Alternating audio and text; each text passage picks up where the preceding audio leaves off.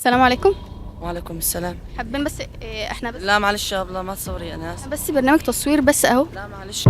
لا ابله والله العظيم ما بدي اصور. لا مفيش حاجة، لا معلش انا ده أسئلة بس أسئلة عادية. معلش والله العظيم ما ينفع ولا يصير. أستاذ محمود ثواني بس هو في ايه؟ انا بدهم يصوروا وانا ما بدي اصور. هي لا انت عارف هي هتعمل ايه؟ طب شو هقول بسوي يعني؟ طب أنا ثواني. ما بدي معلش انا اسف. يكفي له هذا الكاميرا. طب ثواني هقول لك. طب هشرح لك بس هشرح لك لو ما عجبكش إيه انت قول لي ما تصورش. تمام؟ الفكره كلها ان احنا بننزل نسال اسئله في الدين واسئله ثقافيه. لو انت عرفت الاسئله فجزاك الله خيرا، ما عرفتهاش يعني انت بتستفاد والله. الله يخليك. بس يعني والله يعني اول ما دخلت عليك حسيت يعني بس اللي بيطلع على الفيسبوك هذا ولا اليوتيوب وعلى يعمل الفحشاء والمنكر. لا لا لا لا لا خالص والله. ده الشغلات. لا والله لا. هي تسالك سؤال يعني موافق؟ اسالك. ماشي موافق. السؤال عندنا بيقول ما هي آخر آية نزلت في